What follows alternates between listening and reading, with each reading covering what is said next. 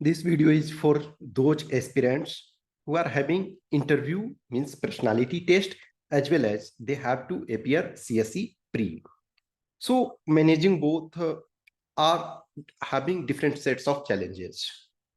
Reason is that कि देखो कुछ कैंडिडेट्स ऐसे होते हैं जो फुल्ली हैं कि मुझे प्री से ज्यादा मतलब नहीं है, मुझे मतलब है सीएससी, ये असिस्टेंट कमांडेंट इंटरव्यू से। उनके मन में भी डाउट नहीं है। या कुछ स्टूडेंट्स हैं, मुझे असिस्टेंट कमांडेंट से कोई ज्यादा मतलब नहीं है, मुझे सीएससी मेरा मेन टारगेट है, उनके लिए कोई डाउट। लेकिन जिनके लिए ये वो बीच वाले कैंडिडेट्स हैं कि जिनको लगता है कि यस, सीएससी हमारा पैशन है, उसके लिए भी हमें एनर्जी लगाना है, क्योंकि बहुत सारे हैं जो आप मेंस दे चुके हो, one time, two time, more than one time, तो आप सीएससी का मेंस दे चुके हो।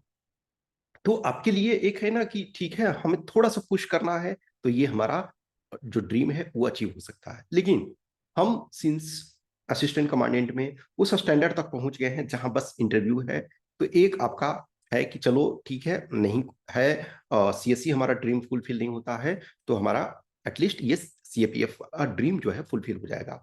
I am not going in debate कि ये सीट खराब कर रहे हैं, वो सीट खराब कर रहे हैं, इस डिबेट में मैं नहीं जा रहा हूँ। ये मैं स्ट्रेटजी की बात कर रहा हूँ। अब देखो, कुछ का 21 का इंटरव्यू है और कुछ का 22 का इंटरव्यू है। तो 22 वाला, ऑब्वियसली 22 वाला जो होगा, वो इंटरव्यू जो होगा वो जून एंड में स्टार्ट होगा एनी टाइम, या जुलाई फर्स्ट वीक में। तो अभी जो 22 वाले हो उनको अधिक परेशान होने की जरूरत नहीं है, वो आप अपने सीएससी प्री पे प्रॉपर तरीका से फोकस करो।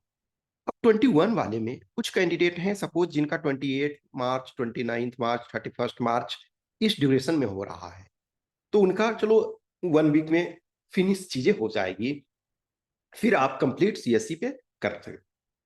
बहुत सारे ऐसे कैंडिडेट्स हैं जिनका अप्रैल में होगा, जिनका मई में होगा। इनफैक्ट कुछ ऐसे हैं ना जिनका 25 26 मई को होगा और आपका 28 मई को प्री है, तो उनके लिए चैलेंजेस ज्यादा हैं।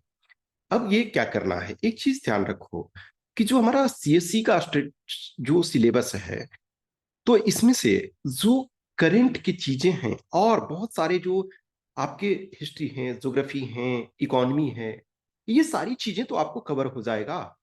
तो मेजोरिटी उन कैंडिडेट्स के लिए मेजोरिटी ऑफ अपना टाइम जो है, वो टाइम किस में डिवोट करना है, वो आपका जो अब टाइम है वो डिवोट करो आप सीएससी के प्रिपरेशन में।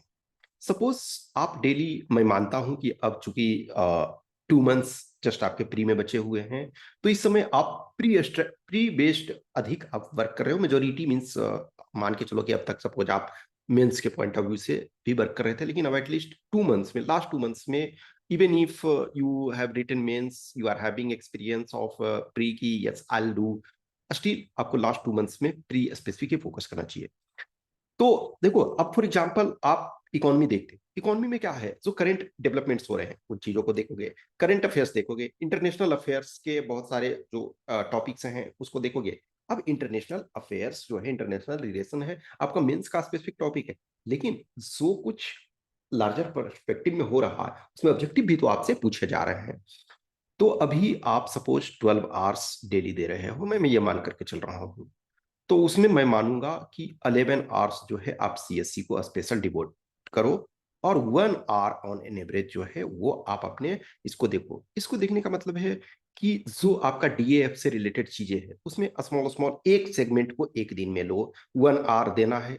सपोज किसी दिन ना आप अपने जो एड्रेस आपका, सपोज जिस स्टेट से बिलोंग करते हो, कुछ ऐसे कैंडिडेट्स हैं जिनका जो आपका मेल रेसिडेंस और मतलब ये इन द सेंस की कोरस्पोंडेंस, एड्रेस ऑफ कोरस्पोंडेंस और परमानेंट एड्रेस दोनों सेम है, तो उनको तो एक प्लेस पे वर्क करना है। लेकिन कुछ ऐसे पर्सन हैं कि जो डिफरेंट प्लेसेस से रहते हैं, आइदर आपके ड्यू टू आपके पेरेंट या पेरेंट्स के जॉब के कारण, या फिर डिफरेंट प्लेसेस पे स्टडी के कारण। जैसे अब मान के चलो कि आपने 10th किसी और स्टेट से किया है, 12th किसी और स्टेट से किया है, या किसी और प्लेसेस से किया है, ग्रेजुएशन किसी और प्लेस से किया है, तो जो भी फॉर एग्जाम्पल एक दिन आप प्लेसेस के संबंध में पूरे चीजों को करो। अब ये एक दिन में पॉसिबल नहीं हो सकता, लेकिन उसमें से मान के चलो किसी एरिया का स्पेसिफिक कुछ किए कि वहाँ का इकोनॉमी क्या है, वहाँ का जो कुजीन क्या है, वहाँ का जो कल्चर से संबंधित कुछ यूनिकनेस है, उन चीज़ों को वर्क करो। या फिर उस स्टे के ड्यूरेशन में आपने 1 ईयर, 2 ईयर, 3 ईयर, 4 ईयर जो भी आपने रहे हो, तो उसके ड्यूरेशन में आपने क्या क्या चैलेंजेस फेस किए, क्या क्या सिचुएशंस हुए, उसके संबंध में आपको करना है। तो एक दिन सपोज इस पर दे दिए, मान के चलो किसी दिन है कि आप CAPF जो आपका फोर्स प्रेफरेंसेस है, किसी दिन आपने उस पर टाइम दे दिया। किसी दिन सपोज आपने जो ऑप्शनल सब्जेक्ट आपका सपोज CSE मेंस आप लिखे हुए हो, तो किसी दिन आपने ऑप्शनल सब्जेक्ट पे तो थोड़ा थोड़ा 1 1 आवर, मैंने बोला कि यदि 12 आवर्स आप देते हो तो 1 आवर आप इसके इंटरव्यू पे दो और 11 आवर्स आप वो CSE पे दो। पर्सनालिटी टेस्ट को एज सच जो है वो 1 आवर जो देने के लिए कह रहा हूँ, इंफॉर्मेशन पर कम फोकस, लेकिन जो ओपिनियन बनाने पे अधिक फोकस देना है। जैसे आप प्री का प्रिपरेशन कर रहे हो तो प्री में ओपिनियन बनाने का ज्यादा मतलब नहीं है ना, वहां तो ठीक है इंफॉर्मेशन जान रहे हो या लिंक करना जान रहे हो तो उस चीज को करना है, लेकिन जो आपका पर्सनालिटी टेस्ट है वहां आपको रिप्लाई करना है, वहां आपको क्रॉस क्वेश्चन करना है। तो उसमें जैसे सपोज फॉर एग्जाम्पल आप मॉक वगैरह मॉक सेशन ये सब कर रहे हो, तो ऑब्वियसली है उसको करना है, उन चीजों को बीच बीच में आप ये करोगे। तो मेजोरिटी ध्यान उस चीज पे दो। अब सपोज आपके कुछ पॉइंट्स हैं जो कि करंट में है, जो DAF में स्पेसिफिक आपके पॉइंट ऑफ व्यू से है, तो उस करंट को थोड़ा थोड़ा वही उस ड्यूरेशन में वर्क करना है। तो मेजोरिटी टाइम आप इस पॉइंट ऑफ व्यू से दो।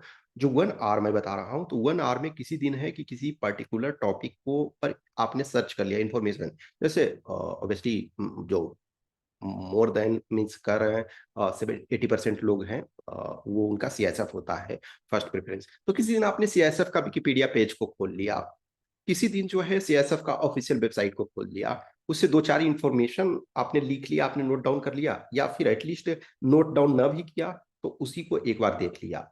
अब CSF को देखते हो तो ऐसा नहीं है, मे भी हो सकता है आपको कुछ ऐसे चीजें मिल जाए जो अब तक आपने नहीं देखा है, तो एटलीस्ट वो इन्फॉर्मेशन आपको ध्यान रहेगा। और उस ढंग से अब किसी दिन आपको देखना नहीं है, बस आप कोई इन्फॉर्मेशन नहीं देख रहे हो, लेकिन आप अपने DAF को सामने रखो और ये सोचो कि ये वाला पोर्शन है, इस पर किस ढंग से ओपिनियन बनाया जा सकता है, किस ढंग से क्वेश्चन पूछा जा सकता है, किस ढंग से क्रॉस क्वेश्चन किया जा सकता है।